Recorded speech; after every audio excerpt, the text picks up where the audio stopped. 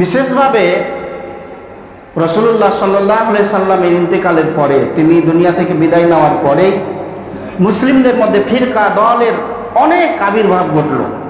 মুসলিমরা দলে দলে বিভক্ত হতে লাগলো। নিজের মত, নিজের স্বার্থ, বিভিন্ন রকম জিনিসকে মানুষ টিকিয়ে রাখার জন্য নিজের নিজের দল তৈরি করলো ইসলামের নামে। এবং আস্তে আস্তে মুসলিমরা বিভিন্ন দলে, বিভিন্ন ফিরকায় তারা বিভক্ত হতে লাগলো। আর এটা হওয়াটাও স্বাভাবিক বিষয়, কেননা আল্লাহ নবী সাল্লাল্লাহু আলাইহি সাল্লাম এটা ভবিষ্যৎবাণী করেছেন যে আমার উম্মত ৭৩ দলে ভাগ হয়ে যাবে। আব্দুল্লাহ ইবনে আমর রাদিয়াল্লাহু আনহু বলছেন, রাসূল সাল্লাল্লাহু আলাইহি সাল্লাম বলেছেন যে বনী ইসরাঈলরা যেমনটি করেছিল, বনী ইসরাঈলদের মতো আমার উম্মত হুবহু করবে। বনী ইসরাঈলরা যে অবস্থার সম্মুখীন হয়েছিল, আমার উম্মত সেই অবস্থার সম্মুখীন হবে। এমনকি বনী ইসরাঈল জাতির কোনো মানুষ যদি তার মায়ের সঙ্গে জেনা করে, তো আমার উম্মতের মানুষও সেটাই করবে। আল্লাহ নবী সাল্লাল্লাহু আলাইহি সাল্লাম তাদের সঙ্গে তুলনা করতে করতে এইভাবে বলছেন যে বনী ইসরাঈল জাতির কোনো মানুষ তার মায়ের সঙ্গে যদি জেনা করে, আমার উম্মতের করবে। তারা একে অপরের সমপরিমাণ। বনী ইসরাঈলরা যেমন চলেছে, আমার উম্মত এরকমই ওই পথেই চলবে, তাদের মধ্যে কোনো পার্থক্য নেই। বলছেন একটা জুতা, এক জোড়া জুতা যেমন একটি অপরটির সমান হয়। আমরা জুতা কিনি, জুতা 1 সেন্টিমিটার কম বেশি হয় না। এক জোড়া জুতার দুটো জুতাই একবারে হুবহু সমান হয়। আল্লাহ নবী সাল্লাল্লাহু আলাইহি সাল্লাম উদাহরণ দিয়ে বলছেন যে এক জোড়া জুতা যেমন একটি আরেকটির সমান, আমার উম্মত বনী ইসরাঈলদের সমান হবে। বলতে বলতে তিনি বলছেন নিশ্চয়ই বনী ইসরাঈলরা ৭২টি দলে ভাগ হয়েছিল। কত দলে? ৭২টি দলে, ৭২টি ফিরকায় তারা বিভক্ত হয়েছিল। বনী ইসরাঈলরা ছিল মুসলিম, তাদের দল ভাগ হতে হতে তাদের নবী রাসূলরা যখন দুনিয়া থেকে চলে গেলেন, তখন তারা দলে বিভক্ত হতে হতে, বিভিন্ন ফিরকায় বিভক্ত হতে হতে ৭২ ফিরকায় বিভক্ত হয়েছিল। অনুরূপভাবে আমার উম্মত ৭৩ ফিরকায় ভাগ হবে। একটি ফিরকা আরো বেড়ে যাবে তাদের থেকে। কুল্লুহুম ফিন্নার, সবাই জাহান্নামে যাবে। আল্লাহ নবী সাল্লাল্লাহু আলাইহি সাল্লাম বলছেন যারা ইসলামকে বিভক্ত করবে, যারা দল তৈরি করবে, তারা সবাই জাহান্নামে যাবে। রাসূল সাল্লাল্লাহু আলাইহি সাল্লাম কঠিন একটা শব্দ, কুল্লুহুম ফিন্নার বলছে সবাই জাহান্নামে যাবে। ইল্লা মিল্লাতুন ওয়াহিদাতুন, তবে একটা মিল্লাত, একটা দল ব্যতীত সবাই জাহান্নামে যাবে। ওই ৭৩টা দলের মধ্যে একটা দল যাবে না। আর এটা স্বাভাবিক বিষয় যে কোরআন এবং হাদিসের উপর বা যেটা আসল ইসলাম সেটা তো টিকে থাকবে। ওই আসল ইসলামের উপর একটা দল থাকবে, বাকি নতুন নতুন আরো অনেক দল তৈরি হবে, তারা সবাই জাহান্নামে যাবে। একটি দল শুধু জাহান্নামে যাবে না, একটি দল ব্যতীত সব। তার মানে আমাদের উম্মতে মুহাম্মাদের এখন যে ইসলাম আমাদের চলছে, এই মুসলিম জাতির ৭৩টা দল হবে, আর সবাই জাহান্নামে যাবে। এটা রাসূলুল্লাহ সাল্লাল্লাহু আলাইহি ওয়াসাল্লাম দায়িত্বহীন ভাষায় বলেছেন।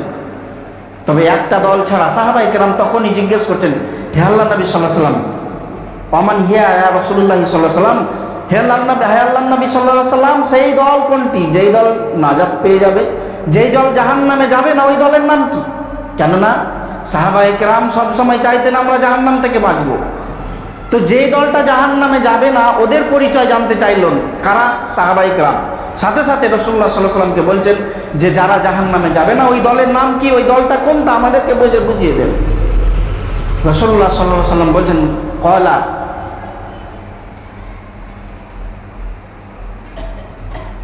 আমি এবং আমার সাহাবীরা যে দলের উপর আছি, যে মতের উপর আছি, সেই দল ছাড়া সবই জাহান্নামে যাবে। অত্র হাদিস থেকে কি বুঝতে পারলাম? আল্লাহ নবী সাল্লাল্লাহু আলাইহি ওয়াসাল্লাম বলছেন আমি এবং আমার সাহাবী তোমরা যে দলের উপর আছি এখন, এই তার মানে আল্লাহ নবী সাল্লাল্লাহু আলাইহি ওয়াসাল্লাম কোন দলের উপর ছিলেন? আল্লাহ নবী সাল্লাল্লাহু আলাইহি ওয়াসাল্লাম কোরআন এবং হাদিসের উপর ছিলেন। কোরআন এবং হাদিস ছেড়ে দুনিয়ার কোনো মত, দুনিয়ার কোনো মাযহাব, দুনিয়ার কোনো বই পুস্তককে তিনি প্রাধান্য দেননি। কোরআন এবং হাদিসের দলকেই তিনি প্রাধান্য দিয়েছেন। তার মাযহাব, আল্লাহ নবী সাল্লাল্লাহু আলাইহি ওয়াসাল্লামের দল মাযহাব ছিল এটাই যে কোরআন এবং হাদিস যেটা, সেটাই আমার মাযহাব। এবং সাহাবায়ে কেরামও রাসূলুল্লাহ সাল্লাল্লাহু আলাইহি ওয়াসাল্লামের হুবহু ইত্তেবা করতেন, অনুসরণ করতেন, যেটা আমরা কোরআন মাজিদে বিভিন্ন জায়গায় দেখেছি, হাদিসে দেখেছি যে সাহাবায়ে কেরাম রাসূল সাল্লাল্লাহু আলাইহি সাল্লামকে কপি করতেন, কপি করে চলতেন, একেবারে হুবহু জেরক্স। আমরা জেরক্সে যখন দিই একটা কপি করি, জেরক্স কপি, তো একটা লেখা আলাদা হয়ে যায় না, যেভাবে লেখাটাকে দিয়েছে সেভাবেই ফেরত আসে। তা আল্লাহ নবী সাল্লাল্লাহু আলাইহি সাল্লামের সাহাবায়ে কেরাম তাকে ফলো করতেন এইভাবে, তিনি যেভাবে উঠতেন, যেভাবে বসতেন, যেভাবে পা ফেলতেন, সাহাবায়ে কেরাম সেইভাবে চলতেন, এইভাবে তারা অনুসরণ করতেন। এই জন্যই আল্লাহ নবী সাল্লাল্লাহু আলাইহি সাল্লাম বলছেন, আমি এবং আমার সাহাবী তোমরা যেই দলের উপর আছো এই দল ব্যতীত সবাই জাহান্নামে যাবে। তার মানে একটি দলের পরিচয় আমরা এখানে পেলাম, যেই দল নাজাতপ্রাপ্ত দল, যেই দল 73 ফিরকার মধ্যে একটি মাত্র ব্যতিক্রম ফিরকা যারা জান্নাতে যাবে। এই দল কোন দল? এটা হচ্ছে নবী মুহাম্মদ সাল্লাল্লাহু আলাইহি সাল্লামের দল, এটা রাসূলুল্লাহ সাল্লাল্লাহু আলাইহি সাল্লামের রেখে যাওয়া দল, যেটা হচ্ছে আহলে হাদিস, যেটাকে আমরা আহলে হাদিস বলি, কোরআন এবং হাদিসের দল। তো আজকে আপনারা বলতে পারেন যে আজকে দুনিয়ায় কোন মানুষ আছে, কোন পাগল আছে যে বলে না যে আমরা কোরআন হাদিস মানি না? দুনিয়ায় হানাফি মাযহাব আছে, হানাফি মাযহাব ছেড়ে দেন, মুসলিমদের আকীদাগত কিছু দল তৈরি হয়েছে, শিয়া, রাফেজি, মুরজিয়া, জাহমিয়া, জাবরিয়া, বিভিন্ন দল, এরা আকীদাগতভাবে বিভক্ত হয়েছে। আকীদার বিষয়ে আকীদা আকাশ ও জমিন পার্থক্য। শিয়াদের আকীদা যদি বলতে লাগি, আপনি শিয়াদের ব্যাপারে হতভম্ব হয়ে যাবেন যে শিয়া কি জিনিস। আর এটা না বললেই নয়, পরিস্থিতি পরিবেশ অনুযায়ী, এটা এখন যা রাজনৈতিক পরিবেশ, আমাদের এই ভারত উপমহাদেশে অনেক আহলে হাদিস যুবক আছেন যারা স্কুল, কলেজ, ইউনিভার্সিটিতে পড়েন, তারা বিভিন্ন সংবাদ মাধ্যম দেখে, পেপার পত্রিকা দেখে শিয়াদের আকীদাকে না বুঝে শিয়াদের প্রতি শিয়া প্রেমী হয়ে গেছে। আজকে আমরা অনেকেই আছি না, এখানেও আমরা অনেকেই আছি যে ইরানকে মুসলিমদের একটা ক্ষমতাশীল রাষ্ট্র মনে করি, এবং মনে করি যে ইরান হচ্ছে মুসলিমদের গাইড দেওয়ার মতো একটা দেশ, মুসলিমদেরকে এগিয়ে নিয়ে যাওয়ার মতো দেশ, মুসলিমদের পক্ষে কথা বলার একটা দেশ আছে, তো ইরান আছে। ইরান বাপের বাটা একটা দেশ বলি আমরা। আমেরিকার বিরুদ্ধে যদি বড় বড় হুঙ্কার ছাড়ে তো ইরান ছাড়ে। সৌদি আরবের রাজা বাদশারা সব মুখে কুলু পেটে বসে আছে, এটা আমরা বলি। ইরান কি জিনিস আপনি আমি জানি না। ইরানের আকীদা, ইরানের বিশ্বাস, আপনি একবার যদি ইরান যান তাহলে আপনি বুঝতে পারবেন। আপনার এত সুন্দরভাবে রাসূলুল্লাহ সাল্লাল্লাহু আলাইহি সাল্লামের তরিকায় নামাজ পড়া, রাসূলুল্লাহ সাল্লাল্লাহু আলাইহি সাল্লামের তরিকায় দাড়ি রাখা, রাসূলুল্লাহ সাল্লাল্লাহু আলাইহি সাল্লামের তরিকায় পোশাক পরা, এগুলো আপনাকে ভুলিয়ে দিবে ইরান যদি যান। আমি ইরানের আকীদার ব্যাপারে অনেক বইপত্র পড়েছি, এবং আমি গত রমাজানে আমি একটা ব্লগারের ভিডিও দেখি, কাশ্মীরের এক ভাই, তিনি আরব কান্ট্রির কিছু দেশ সফর করেছেন মোটর বাইকে করে, এবং তাদের কালচারগুলো আমাদের সামনে তুলে ধরেছেন। সৌদি আরব, প্রথমে দুবাই, আরব আমির শাহী গেছেন, সৌদি আরব গিয়ে উমরা করেছেন, তারপরে ওখান থেকে জর্ডান থেকে পার হয়ে ইরাক থেকে ইরানে ঢুকেছেন। প্রত্যেকটা দেশের কালচার তুলে ধরেছেন তিনি। তো তিনি যখন ইরানে ঢুকেছেন, তারপরের দিনে রমাজান শুরু হয়েছে। কখন কি শুরু হয়েছে বলেন তো? রমাজান মাস। রমাজান মাস আমাদের কাছে দামি না দামি নয় বলেন? রমাজানের জন্য আমরা 3 মাস 4 মাস আগে থেকে রেডি হই, হয় না? যে রমাজান আসছে, সবাই প্রস্তুতি নিই যে কি করতে হবে। ছেলে মেয়ে, বাচ্চা ছেলেদের মুখে মুখে যদি কমপক্ষে প্রস্তুতি না হয়, তো রমাজানের যখন শাবান মাসের চাঁদ উঠে যায়, আমাদের বাচ্চা ছেলেগুলোও বলে যে আগামী মাসে রমাজান শুরু হবে, আমরা রোজা রাখবো, সবাই একটা প্রস্তুত নেই। আর ইরানের কালচার বলছি, ওই ভাই আমাদেরকে ভিডিও করছেন, ইফতারের সময়ের ভিডিও, বলছে আজকে প্রথম রমাজান, তো আমি ইফতার করলাম, তো আমি ইফতারের সময় দেখলাম না যে ইরানের কোনো মানুষ ইফতার করছে, মানে সারাদিন খাওয়া দাওয়া তাদের। রমাজান মাস যে এসেছে তাদের মাথায় এটাও নেই, রমাজানের মতো একটা গুরুত্বপূর্ণ মাস আসছে আর পার হয়ে যাচ্ছে, এটা কোনো হেলদোল নেই তাদের। শুধু এটুকুই আপনাদের সামনে বললাম, আপনারা বুঝে নেন যে তারা কেমন মুসলিম। অন্যান্য আকীদা তো আছেই, রাসূলুল্লাহ সাল্লাল্লাহু আলাইহি সাল্লামের ব্যাপারে আকীদাই ভুল, এমনকি জিবরিল আলাইহিস সালামের ফেরেশতাদের প্রতি ঈমান যদি কারো সঠিক না থাকে তাহলে সে কাফের। আল্লাহ নবী সাল্লাল্লাহু আলাইহি সাল্লাম স্পষ্ট বলেছেন, কোরআনের আয়াত স্পষ্ট যে মুমিন হচ্ছে তারাই যারা 6টি বিষয়ের প্রতি ঈমান রাখবে, এবং 6টি বিষয়ের মধ্যে গুরুত্বপূর্ণ বিষয় হচ্ছে ফেরেশতাদের প্রতি ঈমান রাখা। ফেরেশতাদের প্রতি ঈমান রাখা মানে ফেরেশতাদের যা বৈশিষ্ট্য সেগুলোর প্রতি ঈমান রাখতে হবে। আমরা জানি ফেরেশতারা খায় না, দায় না, কোনো কাজকর্ম করে না, যেটা আল্লাহ তাআলা নির্দেশ দেন সেটাই করে। আল্লাহর নির্দেশের বাইরে তারা এক চুল এদিক ওদিক করে না, এটা আমাদের আকীদা। ফেরেশতারাকে আল্লাহ যদি বলে বসো, বসে যাবে, উঠো, উঠে যাবে। ফেরেশতারাকে বলে তুমি ওই দিকে মুখ করে সারা জীবন থাকো, সারা জীবন থাকবে, অন্যদিকে চোখ ঘুরাবে না। এটা ফেরেশতা বা এটা হচ্ছে মালাইকা। তো ইরানের শিয়াদের আকীদা, জিবরাইল আলাইহিস সালাম প্রথমেই গন্ডগোল করেছে, ভুল করে দিয়েছে। আল্লাহ তাকে যা নির্দেশ দিয়েছিল, আল্লাহ তাআলা তাকে যে নির্দেশ দিয়ে পাঠিয়েছিলেন সেখানে ভুল করে দিয়েছেন, গলত করেছেন। কি করেছেন? আল্লাহ তাআলা তাকে নির্দেশ দিয়েছিলেন আলীর ঘরে যেতে। প্রথম যখন কোরআন নাজিল হয় তখন ওই কোরআন আলীর উপরে নাজিল করতে বলেছিল, ওই জায়গায় ভুল করে মুহাম্মদ সাল্লাল্লাহু আলাইহি সাল্লামের কাছে কোরআন নিয়ে চলে গেছে। এটাই প্রথম ভুল। বলেন এদেরকে মুসলিম বলবেন আপনি? এদেরকে মুসলিমদের নেতা বলবেন? আকীদা না জানার জন্য এগুলো আমাদের সমস্যা। আর বলেন তো ফিলিস্তিনের জন্য নাকি ইরান লড়াই করছে ইসরায়েলের সাথে? ইসরায়েলের সাথে কয়েকবার বোমা ফেলাফেলি হলো ইরানের, তো ওটা তাদের নিজস্ব ব্যাপার। ভারত এবং পাকিস্তানের লড়াই হলো কয়েকদিন আগে, তো এটা আমাদের বিশেষ ব্যক্তিগত রাজনৈতিক বিষয় নাকি? এটা আমাদের আন্তর্জাতিক ক্ষেত্রে রাজনৈতিক বিষয় যে আমার ক্ষমতার জন্য, আমার ক্ষমতা, আমার সার্বভৌমত্ব টিকিয়ে রাখার জন্য অনুরূপভাবে ইরান এবং ইসরায়েল তাদের সার্বভৌমত্ব ক্ষমতা টিকিয়ে রাখার লড়াই করেছে। ফিলিস্তিনকে টিকিয়ে রাখার লড়াই এক চুলো করেনি। ফিলিস্তিনের জন্য স্লোগান ইরান দিচ্ছে, তো বলেন ফিলিস্তিনের জন্য যে সৌদি আরব এত কষ্ট করে প্রত্যেকটা দেশের রাষ্ট্রপ্রধানের কাছে সৌদির মানে বিশিষ্ট লোকদেরকে পাঠানো হয়েছে, সৌদির যারা পররাষ্ট্র মন্ত্রণালয়ের লোক তাদেরকে পাঠানো হয়েছে প্রত্যেকটা দেশে, এবং বোঝানো হয়েছে ফিলিস্তিনকে স্বাধীন রাষ্ট্র একটা গঠন করতে হবে।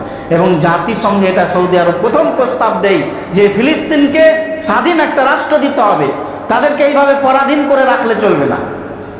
আর এই পক্ষে ভোটাভুটি হলো কয়েকদিন আগে, দেখলেন 152টা দেশ ফিলিস্তিন রাষ্ট্র গঠনের পক্ষে ভোট দিয়েছে, আর প্রায় 12-13টি দেশ ফিলিস্তিনের বিপক্ষে ভোট দিয়েছে, এবং 8-9টি দেশ চুপ ছিল, ভোটই দেয়নি। মানে এদিকেও নয় ওদিকেও নয়, গিরগিটি। এরকম গিরগিটি যেটাকে বলি যে এদের কাছে যাবে এদের মতো, ওদের কাছে যাবে ওদের মতো। তো এইরকম কয়েকটা দেশের নেতা ছিল যারা গিরগিটির মতো কাজ করেছে। ওদের মধ্যে ইরান একটা দেশ যারা কোনো দিকেই ভোট দেয়নি। বলেন আপনি ইরানকে বলবেন ফিলিস্তিনের জন্য লড়াই করে, সামান্য ভোটটুকু দিতে পারলো না যে ফিলিস্তিন একটা স্বাধীন রাষ্ট্র হোক। আমি ইরানের বিরোধিতা করছি না, আমি ইরানের আকীদার বিরোধিতা করছি, ইরানের মাযহাব তৈরি করার বিরোধিতা করছি। এইভাবে শিয়া, এইভাবে মুতাজিলা, রাফেজি, বিভিন্ন দল আল্লাহ নবী সাল্লাল্লাহু আলাইহি ওয়াসাল্লামের মৃত্যুর পর থেকে ভাগ হতে লাগলো। তখনই মুহাদ্দিসিন ইকরাম আসল ইসলামটাকে মানুষের সামনে তুলে ধরার জন্য একটা নাম দিলেন আসহাবুল হাদিস বা আহলুল হাদিস। মুহাম্মদ ইবনে সিরিন বিখ্যাত তাবী, তিনি অনেক ক্ষেত্রে ঘোষণা করেছেন, তিনি বর্ণনা করেছেন যে আমাদের যুগে যখন মানুষ হাদিস বর্ণনা করত, মুহাম্মদ ইবনে সিরিন সহিহ মুসলিমে তার হাদিস এসেছে বর্ণনা করেছেন তিনি। মুহাম্মদ ইবনে সিরিন বলছেন যে আমাদের সম্মুখে যখন হাদিস মানুষ বলতো, তো আমরা হাদিসটা যাচাই বাছাই করে নিতাম না, দেখতাম যে হাদিসটা কে বলছে, আহলুর রায় নাকি আহলুল ইলমদের থেকে হাদিস বলা হচ্ছে। আহলুল ইলম দুইটা ভাগে তারা মুসলিমদেরকে ভাগ করেছিলেন মুহাদ্দিসিন ইকরাম। এক আহলুর রায়, যারা মনের উপর ফতোয়া দেয়, নিজের মন মতো যেভাবে মনের মধ্যে আসে মন মতো গুছিয়ে ফতোয়া দেয়, এটাকে আহলুর রায় বলা হয়, যারা মন গড়া কথা বলতো। আর আহলুল ইলম বলা হতো যারা কোরআন এবং হাদিসের জ্ঞান রাখেন, তাদেরকে আহলুল ইলম। তো তারা বলছেন যখন আহলুল ইলমদের থেকে হাদিস বর্ণনা হতো, তাদের আমরা হাদিসগুলো গ্রহণ করতাম, আর দেখতাম মানুষটা যদি আহলুর রায়দের মধ্যে, তাহলে আমরা তার হাদিস নিতাম না। দেখেন তখন থেকেই সাবধান করা হয়েছে, তখন থেকেই সতর্ক করা হয়েছে যে যার তার কাছ থেকে ইসলাম নেওয়া যাবে না, যার তার কাছ থেকে ইসলামের নেতৃত্ব নেওয়া যাবে না, যাকে তাকে ইসলামের নেতা বানানো যাবে না। আর আজকে আমরা যারা ইসলামের ধ্বংস করার জন্য উৎপেতে আছে তাদেরকে আমরা বলছি ইসলামের খলিফা। কয়েকদিন আগে মদিনার মসজিদে নববীর থেকে কয়েকশো মিটার দূরে ক্ষেপণাস্ত্র এসে আছড়ে পড়ছিল। কয়েকদিন, 2-3 দিন আগের ঘটনা। কারা ছেড়েছে? ইয়ামানের হুথিরা, যারা শিয়া। তারা রাসূলুল্লাহ সাল্লাল্লাহু আলাইহি ওয়াসাল্লামের মসজিদকেও ভালোবাসে না, পেলে এখনই গুড়িয়ে দিবে। তারা কাবা ঘরকে এখনো ভালোবাসে না, পেলে গুড়িয়ে দিবে। আপনারা আমরা এগুলো সঠিকভাবে বোঝার চেষ্টা করি না। তো যাই হোক, আমরা আলোচনা করছিলাম যে আহলুল হাদিস এর পরিচয়। আল্লাহ নবী সাল্লাল্লাহু আলাইহি সাল্লাম আব্দুল্লাহ ইবনে মাসউদ রাদিয়াল্লাহু আনহু বলছেন, খত্তালানা রাসূলুল্লাহ সাল্লাল্লাহু আলাইহি সাল্লাম খত্তান। একদা আল্লাহ নবী সাল্লাল্লাহু আলাইহি সাল্লাম আমাদের মাঝে বসেছিলেন এবং তিনি দাগ টানলেন, একটা সোজা দাগ টানলেন, লাঠি দিয়ে একটা সোজা দাগ টানলেন এবং তিনি বললেন এটা হচ্ছে পথ। এই দাগ টেনে বলছেন এটা হচ্ছে পথ। অতঃপর সুম্মা খত্তা খুতুতান আন ইয়ামিনিহি আন শিমালিহি। অতঃপর তিনি এই দাগের ডান দিকে এবং বাম দিকে অনেক দাগ টানলেন, অনেক রেখা টানলেন এবং বলছেন এগুলো হচ্ছে পথ। একটা সোজা রেখা টানলেন এবং বলছেন এটা হচ্ছে পথ, এবং ডানে ও বামে অনেক দাগ টানলেন, ডান দিকে কিছু দাগ, বাম দিকে কিছু দাগ, এবং বলছেন এগুলো হচ্ছে পথ। বলছেন এই পথগুলো, প্রত্যেকটি পথে শয়তান বসে আছে। কে বসে আছে? শয়তান। ডান দিকে এবং বাম দিকে যে দাগগুলো টানলেন, বলছে এগুলো রাস্তা, এই রাস্তাগুলোতে কে আছে? শয়তান আছে। প্রত্যেকটা রাস্তায় শয়তান আছে। ইয়াদু ইলাইহি, এবং শয়তান তার দিকে মানুষকে ডাকছে। শয়তান বলছে যে এইদিকে এসো, এটা রাস্তা। শয়তান বলছে যে এই রাস্তায় এসো, এই পথে এসো, এটাই হচ্ছে ইসলামের আসল পথ। ওই শয়তান বলছে এইদিকে এসো, এটাই হচ্ছে ইসলাম, এটাই সঠিক ইসলাম। এই বলছে এই দলে এসো, এই বলছে এই দলে এসো, এটাই আসল দল। আল্লাহ নবী সাল্লাল্লাহু আলাইহি ওয়াসাল্লাম সতর্ক করেছেন, সাহাবীদের সামনে এই কথা বলেছেন যে এগুলো রাস্তা, এগুলো প্রত্যেকটা রাস্তায় শয়তান আছে দাঁড়িয়ে, শয়তান মানুষকে তার দিকে ডাকছে। তারপরে আল্লাহ নবী সাল্লাল্লাহু আলাইহি ওয়াসাল্লাম যেটা প্রথমে দাগ টেনেছিলেন, সোজা দাগ, প্রথমে যে সোজা দাগ টেনেছিলেন, অতঃপর সেই দাগের উপর হাত রাখলেন। বলছেন হাত রাখার পর ওয়ান্না হাযা সিরাতে মুস্তাকিমান ফাত্তাবিউ। আল্লাহ নবী সাল্লাল্লাহু আলাইহি ওয়াসাল্লাম হাত রাখার পর দলিল দিচ্ছেন যে এটা হচ্ছে পথ। আন্না হাযা সিরাতে মুস্তাকিমান, এটা হচ্ছে সহজ সরল সোজা পথ। সিরাতে মুস্তাকিমান ফাত্তাবিউ, তোমরা এই পথের অনুসরণ করো, তোমরা এই পথে চলো। ওয়ালা তাত্তাবিউস সুবুল, আর তোমরা এই পথ ছেড়ে দিয়ে অন্য পথে যেও না। এই যে ডান দিকে বাঁ দিকে যে রাস্তা, এই রাস্তাগুলোই তোমরা যেও না, এই শয়তানের রাস্তা তোমরা ধরো না। ফাতাফাররাকা বিকুম আন সাবিলি, যদি তোমরা এই রাস্তা ছেড়ে অন্য রাস্তায় যাও, তাহলে তোমাদেরকে এই সিরাতে মুস্তাকিম থেকে পথভ্রষ্ট করে দিবে, পথচ্যুত করে দিবে। তোমরা সোজা রেখা ছেড়ে, সোজা পথ ছেড়ে যদি অন্য পথে যাও, তোমাদেরকে সরল পথে আর চলতে দিবে না। শয়তান তখন এদিকে বাঁকা পথে নিয়ে যাবে। শয়তান বলবে মাজার পূজা করলেই জান্নাত পাবে, পীরের সম্মান করলেই জান্নাত পাবে, পীরকে সাজদা করলেই জান্নাত। আপনি পীরের যারা মুরিদ তাদেরকে বুঝান দেখি যে এটা করতে হয় না, এটা হারাম, তাকে বুঝাতেই পারবে না। আপনাকে দলিল দেবে কোরআন থেকে যে এটা করলে জান্নাত পাওয়া যাবে। মাজার পূজা করাতেই জান্নাত, আপনাকে দলিল দেবে তারা, কোরআন খুলে দলিল দেখাবে। বলেন কেন? শয়তান তাদেরকে আকৃষ্ট করেছে, কারণ তারা শয়তানের পথে চলে গেছে এবং শয়তান তাদেরকে দলিল দেখাতে বলছে কোরআন থেকে যে দেখো তোমরা যে এটা করছো এটা ভালো কাজ, এটা শয়তান দলিল দেখা, কোরআন খুলে দলিল দেখায় তারা। আমরা অনেক পীরের এলাকায় থেকে যে পীরদেরকে দাওয়াত দিতে গেছি, উল্টে তারা আমাকে দাওয়াত দেয়, আমাদেরকে কোরআন খুলে দাওয়াত দেয়। যে আয়াতগুলো তাদের বিপক্ষে আমরা পেশ করি, উল্টে তারাই আমাদের বিপক্ষে আয়াত নিয়ে আসছে। দেখো এখানে আল্লাহ বলেছে পীর পূজা, পীরের সম্মান করতে হবে, ওলিয়া আউলিয়াদেরকে সম্মান করতে হবে, বুজুর্গদেরকে সম্মান করতে হবে, এটা তাদের তারা বুঝাচ্ছেন। তো এটা তাদের মগজে কে বললো বলেন তো? শয়তান। ওই যে শয়তান আল্লাহর কাছে কথা বলেছিল যে আমি তোমার এই আদম সন্তানকে পথভ্রষ্ট করবই, এদেরকে কোরআন হাদিসের ওপর টিকতে দিব না। আমি যার জন্য আজকে পথভ্রষ্ট হলাম, যার জন্য আমাকে তুমি আল্লাহ জান্নাত থেকে বের করে দিলে, এই মানুষকে, এই আদমকে আমি ছাড়বো না। এবং এই আদমের ছেলে মেয়েকে আমি ছাড়বো না, এদেরকে নিয়ে জাহান্নামে যাব। শয়তান ওয়াদা করেছিল সেই দিন, আজকে এই জন্য মানুষের পথে, মানুষের পিছনে লেগে আছে শয়তান। আল্লাহ নবী সাল্লাল্লাহু আলাইহি ওয়াসাল্লাম বলছেন এইভাবে শয়তান দাঁড়িয়ে থাকবে প্রত্যেকটা পথে, আর যারাই তার ডাকে সাড়া দিবে, বুখারীর একটা হাদিস এসেছে, যারাই তাদের ডাকে সাড়া দিবে তারাই জাহান্নামে তাদেরকে নিক্ষেপ করবে। মানুষরূপী শয়তান এসে থাকবে, কিছু আলেম থাকবে আমাদের মতো দেখতে, দাড়ি টুপিওয়ালা মানুষ, তাদেরকে দেখে মনে হবে আলেম, কিন্তু অন্তর হবে শয়তানের। আল্লাহ নবী সাল্লাল্লাহু আলাইহি ওয়াসাল্লামের হাদিস, সহিহ বুখারীর হাদিস খুলে দেখবেন ফিতনা অধ্যায়ে আল্লাহ নবী সাল্লাল্লাহু আলাইহি ওয়াসাল্লাম বলছেন যে ওই সময় তোমরা নিজেকে কন্ট্রোল করবে, নিজেকে বাঁচিয়ে রাখবে। আজকে আমরা বলছি সবাই সবাই ঠিক আছে, সবাই মুসলিম। সবাই মুসলিম নয়, সবাই মুসলিম এটা ঠিক, কিন্তু সবাই সিরাতে মুস্তাকিমের উপর নেই। আল্লাহ নবী সাল্লাল্লাহু আলাইহি ওয়াসাল্লাম কেন এই হাদিস বর্ণনা করে গেছেন, তিনি কেন বলেছেন যে এটা সহজ, এটা সরল পথ, এটা সিরাতে মুস্তাকিম, এবং এর ডানে বামে কেন এগুলো দেখালেন, যে এগুলো পথ, প্রত্যেকটা পথে শয়তান আছে। আল্লাহ নবী সাল্লাল্লাহু আলাইহি ওয়াসাল্লাম মাত্র হাদিস থেকে আমাদের সতর্ক করেছেন, সিরাতে মুস্তাকিম এটা হচ্ছে কোরআন হাদিসের পথ, এটা ছাড়া ডানে বামে যত পথ দেখছো এগুলো হচ্ছে শিয়া, এগুলো হচ্ছে রাফেজি, এগুলো হচ্ছে জাহামিয়া, এগুলো হচ্ছে পীর পূজারি, এগুলো হচ্ছে অমুক তুমুক, যত দল দুনিয়ায় তৈরি হবে সবগুলো। আর যারা বলবে কোরআন এবং হাদিস ছাড়া কিছু বুঝি না, তারা হচ্ছে সিরাতে মুস্তাকিমে। আমি ওই জন্য বলছি আহলে হাদিস একটা বৈশিষ্ট্যগত নাম। আপনার নাম, আপনার দলের নাম কলা গাছ থাক, আপনার দলের নাম কলা গাছ থাক, কিন্তু আপনার চলাফেরা, আপনার আমল যদি কোরআন এবং হাদিস অনুযায়ী হয়, আপনি জান্নাতি দলের মধ্যে আছেন। আপনার কোনো দলের নামই নেননি, আপনি এমনি চলাফেরা করছেন।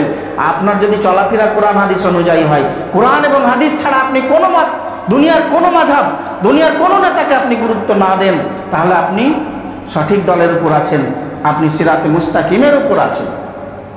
তাহলে হাদিস জামাত, তাহলে হাদিস ফিরকা, এটা হচ্ছে ফিরকায়ে নাজিয়া, যেটা দ্ব্যর্থহীন কণ্ঠে এবং আল্লাহ নবী সাল্লাল্লাহু আলাইহি ওয়াসাল্লাম ঘোষণা করে গেছেন। আমরা আল্লাহ নবী সাল্লাল্লাহু আলাইহি ওয়াসাল্লামের হাদিস শুনলাম যে ৭৩টা ফিরকার মধ্যে সবাই জাহান্নামে যাবে, একটি মাত্র জামাত, একটি মাত্র দল জান্নাতে যাবে, তারা হচ্ছে আমি এবং আমার সাহাবীরা যেই দলের ওপর আছি। এই হাদিসের ব্যাখ্যায় ইমাম বুখারীর শিক্ষক, ইমাম বুখারীকে চিনেন আপনারা, নাম শুনেছেন? ইমাম বুখারীকে যাকে বলা হয় হাদিসের সম্রাট,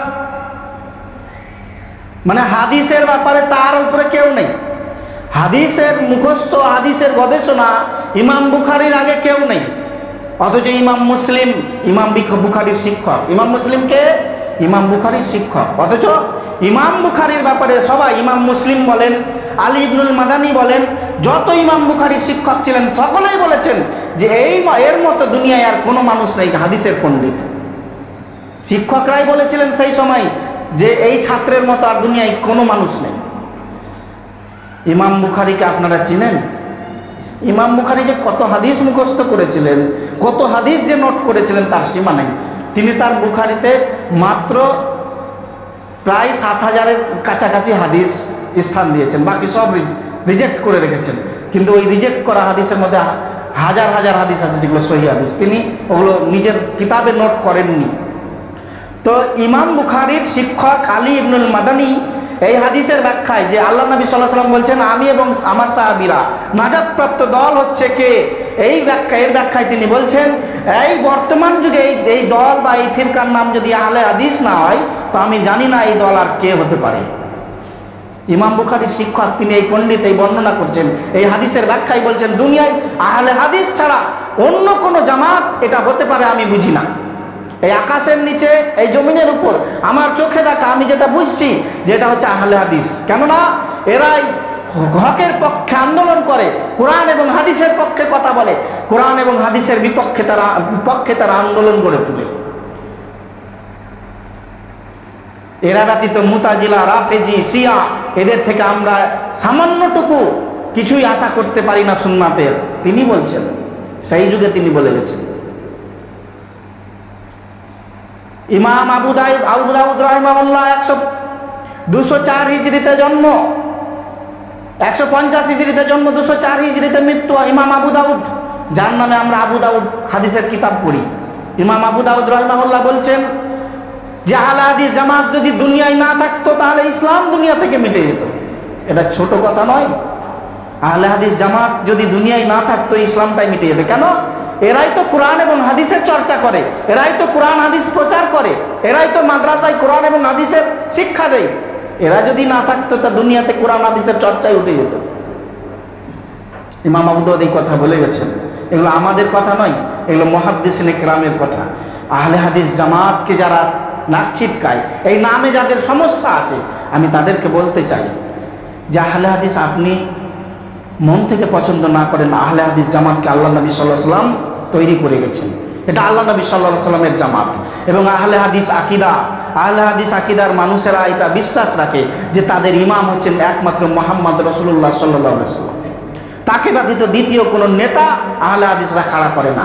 মুহাম্মদ সাল্লাল্লাহু আলাইহি ওয়াসাল্লামের কথার সঙ্গে পৃথিবীর যত বড় আলেম হোক না কেন, আহলে হাদিসরা তার কথাকে তোয়াক্কা করে না। আল্লাহ নবী সাল্লাল্লাহু আলাইহি ওয়াসাল্লামের হাদিস যখন পেয়ে যায়, আহলে হাদিসরা কারো কথা দেখে না। আমরা আহলে হাদিস সংগঠন করি। আহলে হাদিস সংগঠন একটা বিষয়, আলাদা বিষয়, আর আহলে হাদিস জামাত এটা একটা আলাদা বিষয়। সংগঠন করি আমরা ইসলাম প্রচার প্রসারের স্বার্থে। এটা আমাদের এটা একটা প্রচেষ্টা, এর মাধ্যমে আমাদের দাওয়াতি প্রচার এবং প্রসার বেশি হয়, এই জন্য সংগঠন করি। আহলে হাদিস আকীদার মানুষ, এই জন্য আমাদের সংগঠনের নাম দিয়েছে আহলে হাদিস। কিন্তু আহলে হাদিস জামাত, আহলে হাদিস সংগঠনের মানুষেরাও আল্লাহ নবী সাল্লাল্লাহু আলাইহি ওয়াসাল্লামের কথা বা হাদিসের খেলাফে বা হাদিসের এদিক ওদিকে যদি তা আমাদের কোনো নেতা, আমাদের যারা সভাপতি দায়িত্বশীল যদি কোনো কথা বলেন, সেই কথাকেও আমরা দাম দিই না, আমরা কোরআন এবং হাদিসের কথাকে দাম দিই। এটাই আহলে হাদিসদের মূল বৈশিষ্ট্য, এটাই মূল গুণাবলী আমাদের। আমরা রাসূলুল্লাহ সাল্লাল্লাহু আলাইহি ওয়াসাল্লাম আমাদের ইমাম। আমরা জানি কিয়ামতের দিন প্রত্যেকটা দল থাকবে এবং প্রত্যেকটা দলের নেতা থাকবে, প্রত্যেকটা দলের ঝান্ডা থাকবে, ঝান্ডা পরিচয়। এই যে আমাদের রাজনৈতিক অনেক দল আছে, সিপিএম, তৃণমূল, কংগ্রেস, বিজেপি আছে না, প্রত্যেক দলের একটা করে ঝান্ডা আছে, পরিচয় আছে। আল্লাহ নবী সাল্লাল্লাহু আলাইহি ওয়াসাল্লাম বলছেন কিয়ামতের দিন প্রত্যেকটা দল, প্রত্যেকটা নবী, এমনকি যত নেতা দুনিয়ায় এসছে সবাই, যারা যারা যত দল তৈরি করেছে সব দল থাকবে, এবং ওই দল প্রত্যেকটা দলের নেতা থাকবে সামনে, পিছনে তার অনুসারীরা থাকবে। প্রত্যেককে সেই দিন দেখা যাবে, তাদের পরিচয় দেখা যাবে, কোন দল কে করত, কোন দলে চলতো।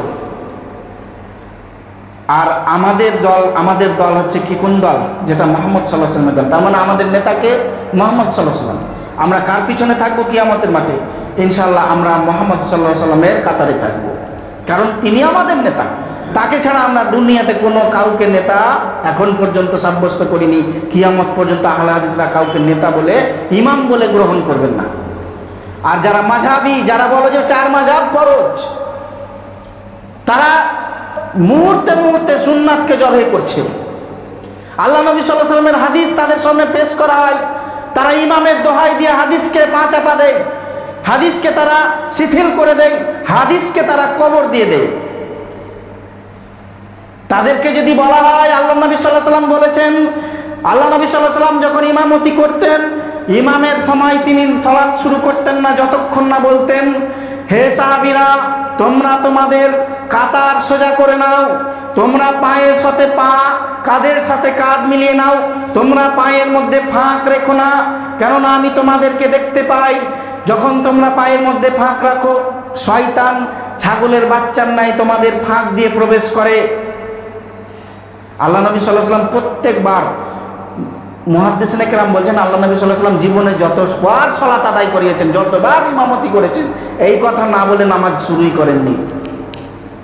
আর এটা প্রত্যেকটা ইমামের উচিত যে এই কথা না বলে, কাতার ঠিক হলো কিনা, পায়ে পা ঠিকভাবে লাগানো কিনা, এটা না দেখে সালাত আরম্ভ করা, এটা ইমামের জন্য ঠিক নাই।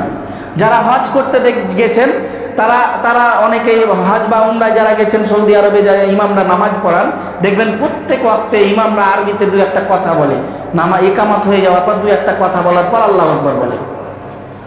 আল্লাহ নবী সাল্লাল্লাহু আলাইহি ওয়াসাল্লাম ওই কথাটাই তারা বলেন যে তোমরা কাতারের মাঝে ফাঁক বন্ধ করো, কাঁধের সাথে কাঁধ, পায়ের সাথে পা মিলিয়ে প্রাচীরের মতো হয়ে দাঁড়াও, এটা প্রত্যেক ইমাম বলে।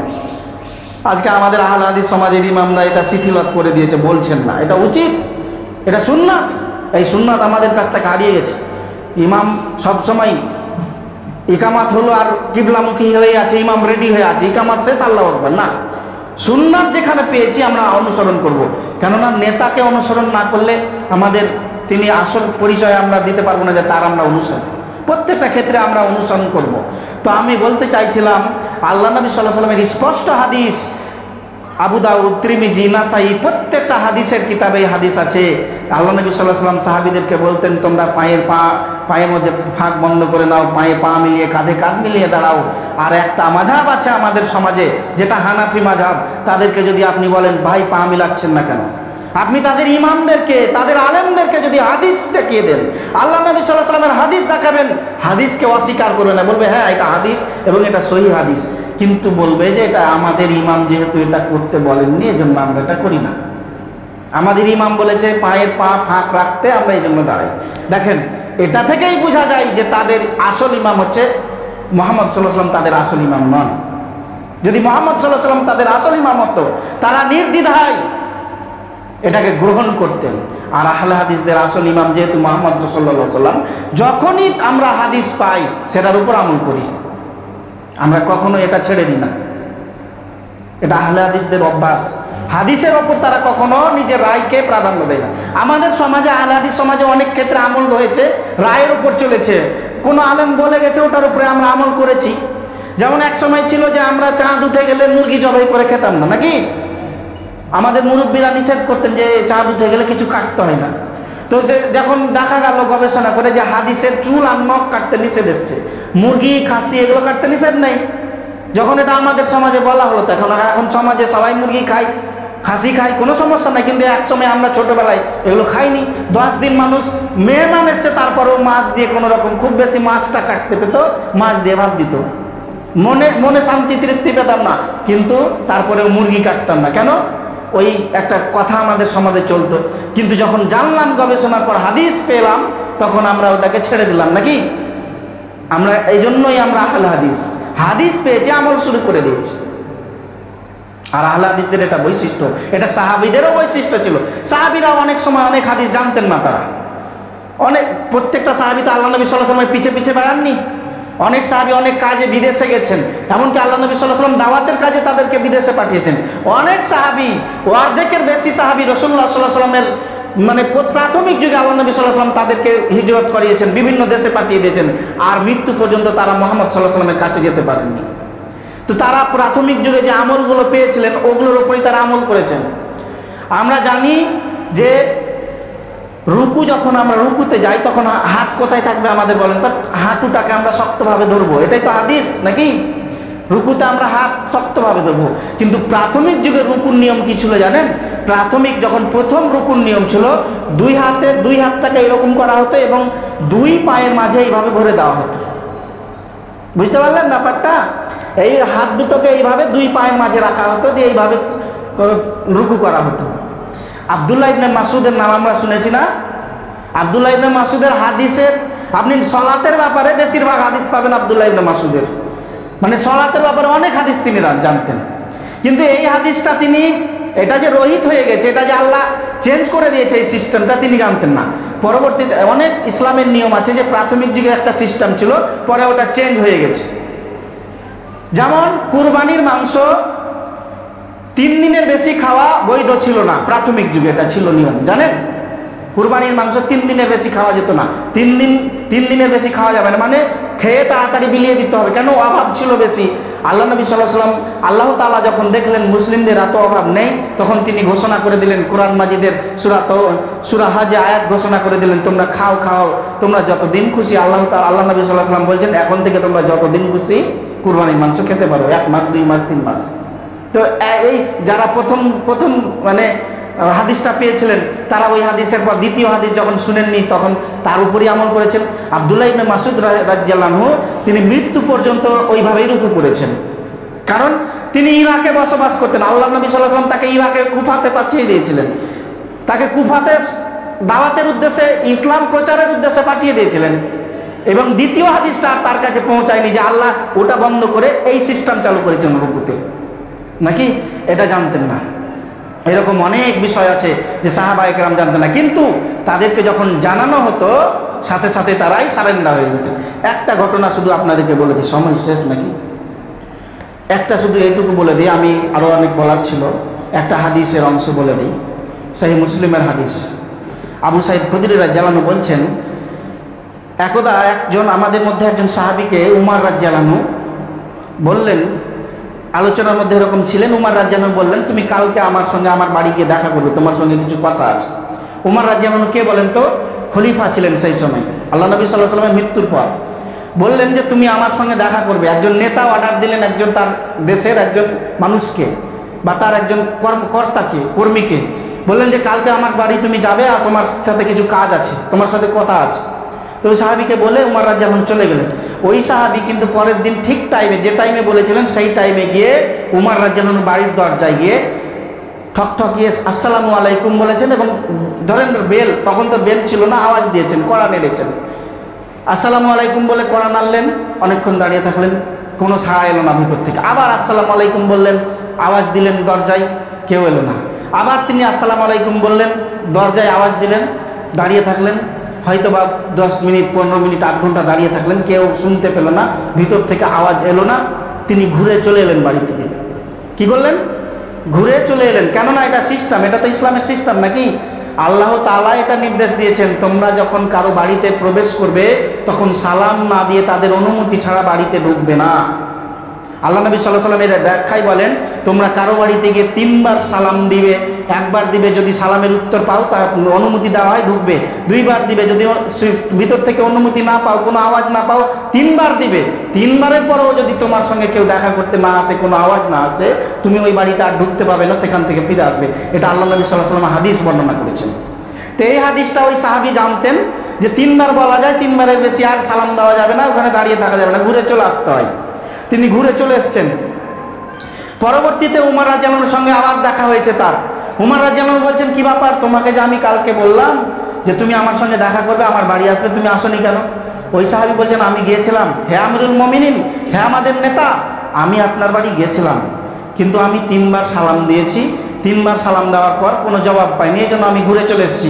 কেন ঘুরে এসেছি? কেননা আল্লাহ নবী সাল্লাল্লাহু আলাইহি ওয়াসাল্লামের একটা হাদিস যে কারো বাড়িতে যখন যাবে 3 বারের বেশি, 1 বার সালাম দিবে, 2 বার সালাম দিবে, 3 বার, যদি আওয়াজ না পাও তো ঘুরে চলে আসবে। আমি এটা হাদিসের উপর আমল করেছি। যখন এই কথা বলেছি যে এটা হাদিস, উমর রাদিয়াল্লাহু আনহু কিন্তু এই হাদিস শুনেননি। এখন পর্যন্ত, এই ঘটনা হওয়া পর্যন্ত তিনি হাদিস জানতেন না। উমর রাদিয়াল্লাহু আনহু বলছেন যে এই হাদিস তোমাকে কে বললো? বলছে, আমি আল্লাহ নবী সাল্লাল্লাহু আলাইহি ওয়াসাল্লামের কাছে শুনেছি। বলছে, তুমি আল্লাহ নবীর নামে মিথ্যা কথা বলছো নাকি? শুনো, সাবধান, তুমি যদি মিথ্যা কথা বলেছো, তোমার এই মাথায় ঘাড়ের ওপর থাকবে না। তুমি যে এটা বললে, এটা আল্লাহ নবী সাল্লাল্লাহু আলাইহি ওয়াসাল্লামের হাদিস, এটা যদি প্রমাণ করতে না পারো, তুমি যদি সাক্ষী না নিয়ে আসতে পারো, তোমার এই ঘাড়ের উপর আর মাথা থাকবে না, মানে তোমাকে আমি মুন্ডচ্ছেদ করে দেবো, হত্যা করে তালোয়ার দিয়ে তোমার মাথা নামিয়ে দেবো। উমরের কথা, আর তিনি নেতা। সাহাবী কিন্তু জানতেন যে এটা হাদিস, আর তিনি সরাসরি রাসূল সাল্লাল্লাহু আলাইহি ওয়াসাল্লাম থেকে শুনেছেন। এটা তার পুরো ইয়াকিন, তার বিশ্বাস যে এটা আমি রাসূল সাল্লাল্লাহু আলাইহি ওয়াসাল্লাম থেকে শুনেছি। কিন্তু তিনি তারপরেও ভয় খেয়ে গেছেন যে উমরের মতো নেতা বলেছে মাথা নামিয়ে নেব, মানে এতে ভয়ের ব্যাপার। তার চেহারা একটা বিবর্ণ হয়ে গেছে। তিনি ভয় পেলে মানুষের যেমন চেহারা হয় ওইরকম হয়ে গেছে।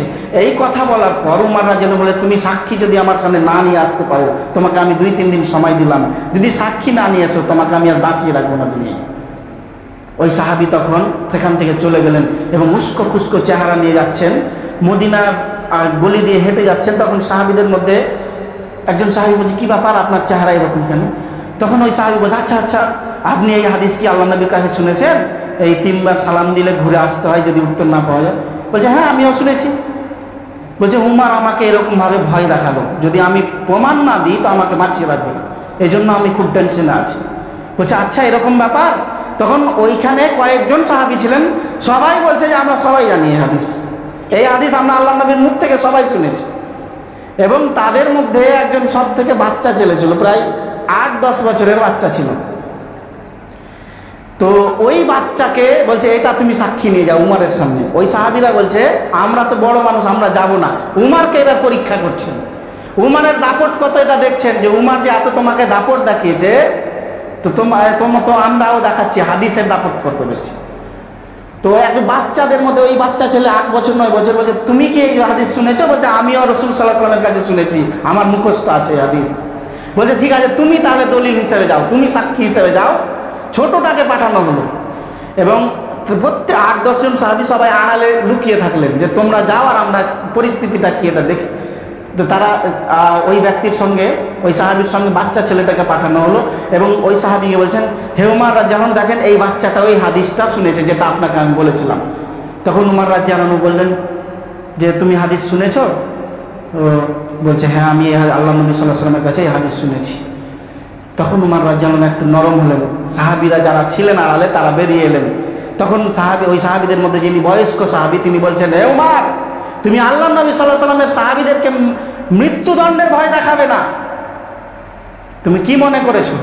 উমর রাদিয়াল্লাহু আনহু তখন এবার দুর্বল হয়ে বলছেন, আমি এটা করতে চাইনি, আমি মারতে চাইনি, আমি দেখতে চেয়েছিলাম যে আল্লাহ নবীর নামে কেউ মিথ্যা কথা চালু করে দিয়েছে নাকি এখন।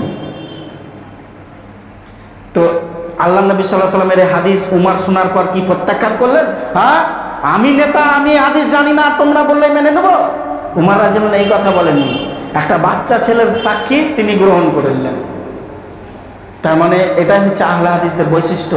যখনই আমরা হাদিস পাবো, হাদিস কোরআনের কথা পাবো, সেটার দিকে আমরা ফিরে যাবো, এটাই আমাদের বৈশিষ্ট্য। আর এটা আমাদের হয়ে থাকে সারা জীবন। আমরা 5 ওয়াক্ত নামাজের পর হাত তুলে দোয়া করেছি, আমিন আমিন বলেছি, ইফতারের সময় আমরা আমিন আমিন বলেছি, অথচ এখন দেখা গেছে কোরআন হাদিস এটা সাব্যস্ত করে না। এটা আহলে হাদিসদের নীতি নয়, এটা রাসূলুল্লাহ সাল্লাল্লাহু আলাইহি ওয়াসাল্লামের সুন্নাত নয়। তখন আমরা এটা ছেড়ে দিয়েছি। এরকম হাজারো আমল আমরা ছেড়ে দিয়েছি। কেন? আল্লাহ নবী সাল্লাল্লাহু আলাইহি ওয়াসাল্লামকে আমরা জান প্রাণ দিয়ে ভালোবাসি, তার সুন্নাত ছাড়া আমরা অন্য কোনো সুন্নাত গ্রহণ করতে চাই না। দুনিয়ার কোনো মানুষের কথা আমরা নিতে চাই না। এটাই আহলে হাদিসদের বৈশিষ্ট্য। অতএব আমরা বিশেষভাবে বলবো যে আমরা আহলে হাদিস, আকীদাগত আহলে হাদিস, আমরা বৈশিষ্ট্যগত এটা নাম, এই আহলে হাদিস অনুযায়ী আমরা চলবো। এবং আহলে হাদিস, জমিয়তে আহলে হাদিস, যেটা আমাদের পশ্চিমবাংলা তথা ভারতবর্ষ এবং ভারত উপমহাদেশ, ভারত, পাকিস্তান, বাংলাদেশ, বিভিন্ন দেশে এই আহলে হাদিস সংগঠন যে আছে, এদের আকীদা হচ্ছে সেই আকীদা যেটা সাহাবায়ে কেরামের আকীদা ছিল। আমরা কোরআন এবং হাদিস ছাড়া কারো কথাকে দাম দিই না দুনিয়াতে। আমরা শুধু চাই যে মানুষ কোরআন এবং হাদিসের উপর চলুক। আমরা সমাজে কোরআন এবং হাদিসের আলো জ্বালাতে চাই, এটুকুই আমাদের সংগঠনের উদ্দেশ্য এবং লক্ষ্য। আমরা চাই প্রত্যেকটা মানুষ কোরআন এবং হাদিস অনুযায়ী নিজের জীবন পরিচালনা করুক। আমরা যদি প্রত্যেকটাই মুসলিম এই কাজে যুক্ত হয়ে যাই, আমাদের আর সংগঠনেরও প্রয়োজন নেই, কিছুর প্রয়োজন নেই, আমাদের নেতা হওয়ার প্রয়োজন নেই। আমরা ভোটের জন্য সংগঠন করি না, আমাদের সম্পদ বাড়ানোর জন্য আমরা সংগঠন করি না, বরং আমাদের সংগঠনের কর্মীরা নিজের সম্পদ বিসর্জন দেয়, নিজের জান দেয়, নিজের মাল দেয়, সব কিছু দিয়ে নিজের সময় ব্যয় করে। শুধু কেন? যাতে করে আমাদের সমাজের মানুষগুলো কোরআন এবং হাদিস থেকে দূরে চলে যাচ্ছে, কোরআন এবং হাদিসের কাছাকাছি আসতে পারে, কোরআন হাদিস দিয়ে নিজের পরিবার চালাতে পারে, কোরআন হাদিস দিয়ে আমাদের সমাজ চালাতে পারে। এটাই আমাদের জমিয়তে আহলে হাদিসের লক্ষ্য উদ্দেশ্য। অতএব আমরা প্রত্যেকটা মুসলিমকে এ বিষয়ে অনুরোধ করব যে আসুন আমরা কোরআন এবং হাদিসের ছায়াতলে আসি। আহলে হাদিস আন্দোলন, এই আহলে হাদিস জমিয়তে আহলে হাদিসের সাথে কাঁধে কাঁধ মিলিয়ে আমরা এদেরকে সহযোগিতা করি, এদের সাথে আমরা একসাথে কাজ করি। ইনশাআল্লাহ আল্লাহ তাআলা আমাদের ব্যাপারে ভবিষ্যৎবাণী করেছেন। আল্লাহ নবী সাল্লাল্লাহু আলাইহি ওয়াসাল্লামের হাদিস, লা তাজালু তাইফাতুম মিন উম্মতি জাহিরুন আলাল হক লা ইয়াজুরুহুম মান খাযালাহুম হাত্তা ইয়াতিয়া আমরুল্লাহি ওয়া হুম কাযালিক। আল্লাহ নবী সাল্লাল্লাহু আলাইহি ওয়াসাল্লাম বলছেন, আমার উম্মতের একটি দল সর্বদা হকের উপর টিকে থাকবে, বিরুদ্ধবাদীরা তাদের ধ্বংস করে দেওয়ার চেষ্টা করবে। আল্লাহ নবী সাল্লাল্লাহু আলাইহি ওয়াসাল্লাম বলছেন, আমার একটি দল সবসময় কোরআন এবং হাদিসের উপর টিকে থাকবে। বিভিন্ন জাতি তাদেরকে ধ্বংস করতে চাইবে, বিভিন্নভাবে তাদেরকে দুনিয়া থেকে মিটিয়ে দেওয়ার চেষ্টা করা হবে, কিন্তু তাদের কেউ কিছু করতে পারবে না। তারা এভাবেই হকের উপর টিকে থাকবে, এভাবে কিয়ামত আসা পর্যন্ত। তার মানে কিয়ামত পর্যন্ত এই দল এই দুনিয়াতে টিকে থাকবে, কোরআন এবং হাদিসের অনুসারী এরা কিয়ামত পর্যন্ত থাকবে ইনশাআল্লাহ। যদি একজনও থাকে, কিন্তু এরা থাকবেই, যদি একজনও থাকে ইনশাআল্লাহ। তো অতএব আমরা এই হকের ওপর টিকে থাকবো। আল্লাহ তাআলার কাছে পরিশেষে দোয়া করি, আল্লাহ তুমি আমাদের সকলকেই কোরআন এবং হাদিসের উপরই আমল করার, কোরআন এবং হাদিস অনুযায়ী নিজেকে পরিচালনা করার, কোরআন এবং হাদিস অনুযায়ী চলার, আমাদের সমাজকে, আমাদের পরিবারকে, আমাদের দেশকে, সবাইকে তুমি এ বিষয়ে তৌফিক দান করো, যাতে আমরা কোরআন হাদিসের ছায়াতলে থাকতে পারি। আল্লাহুম্মা আমিন। আল্লাহ আমরা যেন আমৃত্যুকাল পর্যন্ত যতদিন আমাদের দেহে শ্বাস আছে আমরা যেন সৎ আমল করতে পারি, আমরা ঈমানের উপর টিকে থাকতে পারি, ইসলামের উপরই টিকে থাকতে পারি, এবং দুনিয়ায় যত ভালো কাজ আছে এগুলোর সঙ্গে যুক্ত থাকতে পারি, সেই তৌফিক আমাদের দাও। আল্লাহুম্মা আমিন। ওয়া আখিরু দাওয়ানা আনিল হামদুলিল্লাহি রাব্বিল আলামিন। আসসালামু আলাইকুম ওয়া রাহমাতুল্লাহি ওয়া বারাকাতুহু।